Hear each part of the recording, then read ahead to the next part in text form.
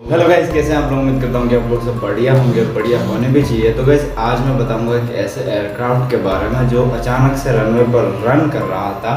तभी उसके इंजन से धुआं निकलने लगा। अचानक पायलट्स ने प्लेन को रोकने के लिए कहा, तब तक बहुत देर हो चुकी थी।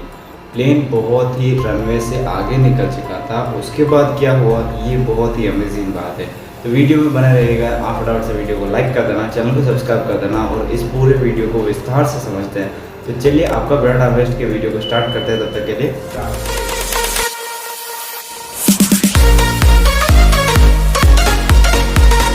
तो गाइस, प्लेस डियांग इंटरनेशनल एयरपोर्ट सुबह के 4:30 पर एक बोइंग 737 का एक विमान जिसको ट्रांस एयर ऑपरेट कर रहा था, उसको उसने सभी 85 यात्रियों को अपने अंदर बिठा के उड़ान की तैयारी कर रहा था।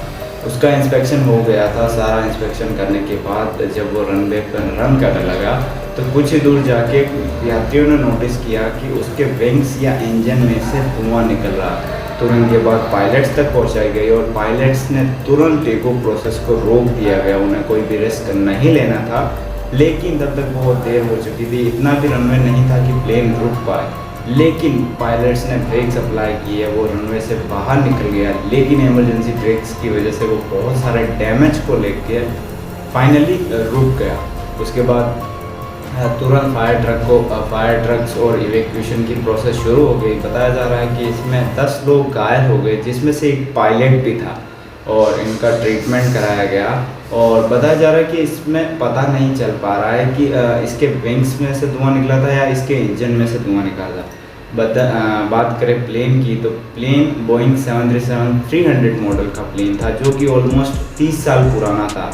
और मुझे तो ऐसे लगता है कि इसके ख़राब मेंटेनेंस की वजह से इसके विंग्स में से धुआं निकल रहा था। एक बार जब इसी घटना में एक बार प्लेन रनवे पर ही जा रहा था, तभी पायलट ने एक बार तो इसको रोक दिया क्योंकि उनको कोई गड़बड़ी लगी थी। लेकिन दोबारा इसके इंस्पेक्शन करने के बाद इसको दोबारा से उड़ान के लिए रन करा दिया गया। पायलट ने आगे बढ़ा दिया, लेकिन उसके बाद ही जो विंग्स या इंजन में से धुआं निकलना स्टार्ट हो गया था। इसके बाद सारा इंस्पेक्शन हुआ, लेकिन इसके मेंटेनेंस में ही कमी थी, जिसकी वजह से इसके विंग्स में से धुआं निकल गया। अगर ये उड़ान भर लेता तो फाइनल है इसकी ये कहीं पे जाके क्रैश हो जाता और 85 के 85 लोग मौत के घाट उतर सकते। इसका कोई पुख्ता रिपोर्ट तो नहीं है और इसके बारे में आगे जाके कुछ नहीं कह सकता क्योंकि इसकी रिपोर्ट्स नहीं आई है। इन्वेस्टिगेशन के बाद इसको पता चलेगा।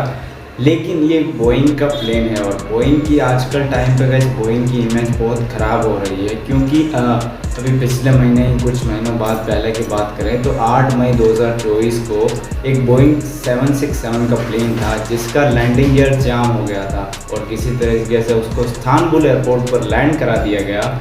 और उसके बाद उसके अगले दिन ही 9 मई को एक और हादसा हो गया बोइंग के साथ। और ऐसे करते करते बोइंग की इमेज बहुत डाउन हो रही है। और आगे जाके जो जनवरी महीने की बात करूँगा, इस तो एक प्लेन था बोइंग का ही, तो उसका अचानक से डोर उखड़ गया। उड़ते वक्त ही डोर उखड़ गया और उसे कैसे न कैसे लैंड करा दिया गया। लेकिन गाइस ये सिर्फ बोइंग की गलती नहीं है, हमें एयरलाइंस पे भी थोड़ा प्रेशर देना पड़ेगा, क्योंकि इसका सही मेंटेनेंस नहीं होने की वजह से एयरक्राफ्ट में ऐसे इश्यूज़ आते हैं।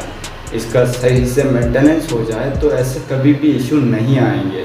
और तो वो कहा तो गाइस आपने सुनी होगी कि प्लेन कभी भी बूढ़ा नहीं होता, उसका रेगुलर मेंटेनेंस और चेकअप होता रहे तो वो सालों साल उड़ता रहेगा, उसको कोई भी इशू नहीं आएगा। बस मेंटेनेंस की बात है और कहीं ना कहीं कंपनी के थोड़े से मेंटेनेंस के पैसे बचाने के लिए या मेंटेनेंस कम होने की वजह से एयरक्राफ्ट में ऐसी गलती हो जाती है।